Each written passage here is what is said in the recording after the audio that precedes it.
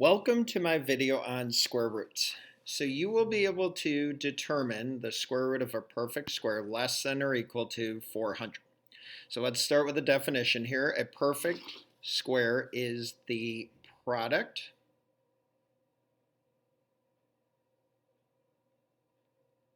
of any number and itself.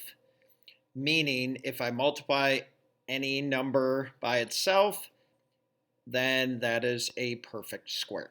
The result is a perfect square. So perfect squares are the squares of whole numbers. For example, 8 squared is 64, meaning that 64 is considered a perfect square. A square root of a number is a number which, when multiplied by itself, produces the given number. For example, the square root of 121 is 11, since 11 times 11 equals 121. And we're going to learn down below that that would mean that a square that has an area of 121 has lengths of 11 on its sides. Okay? So you will be responsible for learning perfect squares up to 400 or 20 squared. Okay, so let's take a look here. So 1 squared equals 1, 2 squared equals 4, 3 squared equals 9, all the way up to 20 squared equals 400. So, for example, I'm going to show you a trick here. If I wanted to figure out the square root of 289, okay, I don't just guess. And you don't have to write this down. Let me show you something. So 11 times 11. You don't have to go through all this. You can actually do this in your head. So 1 times 1 is 1. So I know that it will end in a 1. So I know the square root of 289 can't be 11. Okay, and if I did 12 times 12, remember you don't have to write this down. 2 times 2 equals 4, and so on and so forth. So I would look for something that ends in a 9. I know 3 times 3 is 9. So I could try 13. I do want you to write this down. So write 13 times 13. Try not to write too big because we're going to write another one below it. So 3 times 3 is 9. Remember, now we multiply diagonally. 3 times 1 is 3. And I don't have anything else to multiply, so now I put a placeholder. And I want you to know why you're putting that placeholder. And the reason why you're putting that placeholder is because now you're multiplying by 1 and it's in the tens place. So you're actually multiplying 13 times 10. So that's why we have to drop a 0. So 1 times 3 is 3, and 1 times 1 is 1. So now all I'm left to do is add this up. 9 plus 0 is 9. 3 plus 3 is 6. And 1 plus nothing is 1. So it's 169. So I know that the square root of 289 cannot be 13 because 13 times 13 is 169. But if I go through my facts, 4 times 4 is 16. No, that ends in a 6. 5 times 5 is 25. That ends in a 5. 6 times 6 is 36. That ends in a 6. But I know 7 times 7 is 49. And I know that ends in a 9. So let's try 17 times 17. So please write this down. 7 times 7 is 49, so write down the 9 and carry the 4. 7 times 1 is 7, plus 4 is 11. Now remember, drop the 0 because we're now multiplying in the tens place. So 1 times 7 is 7, and 1 times 1 is 1. Now let's add this up. 9 plus 0 is 9. 1 plus 7 is 8, and 1 plus 1 is 2.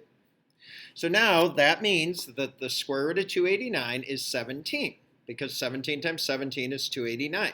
And what the square root of a number tells us is that tells us what the length of the side of that square would be. So if I had an area of 289, then the length of the side would be 17.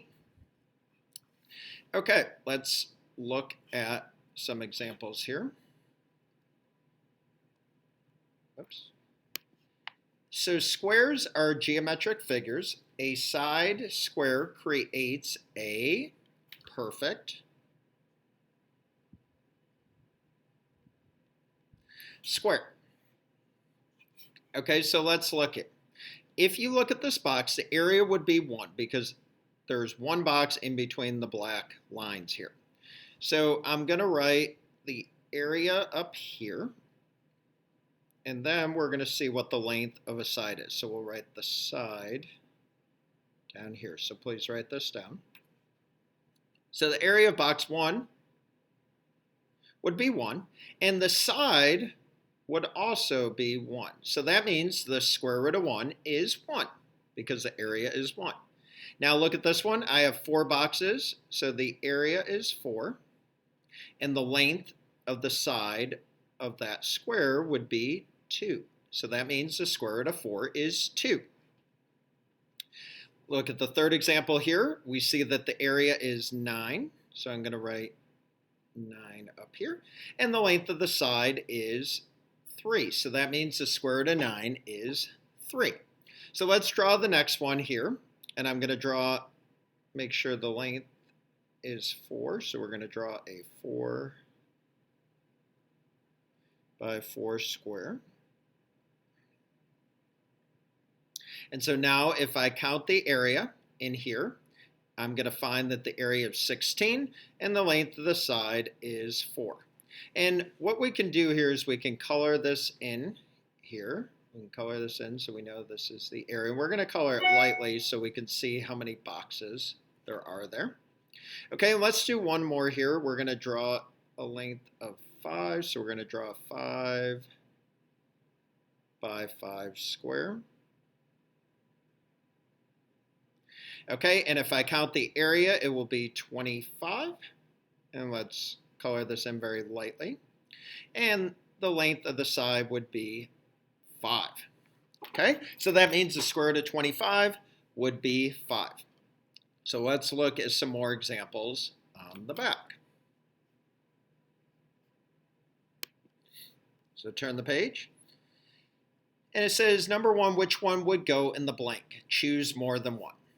So I have 144, 169, blank, and 225. And I noticed these were on the front page, meaning that these are perfect squares. So I remember 12 times 12 is 144.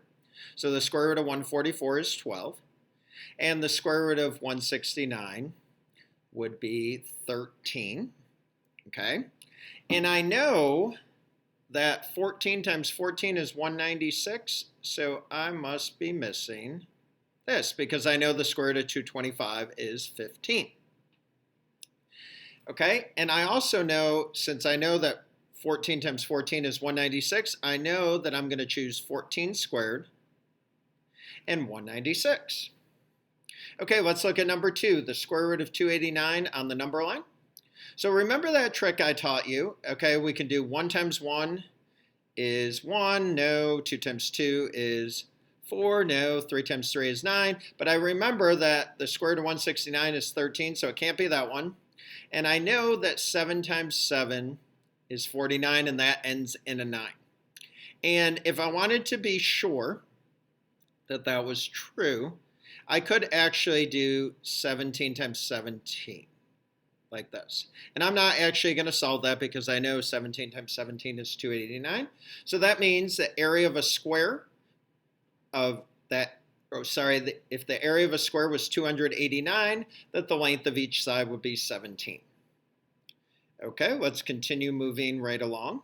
It says which one would go in the blank. So we have 16, 17, blank, 19. So I know that the missing number would be 18, but I look below and I do not see 18. Okay?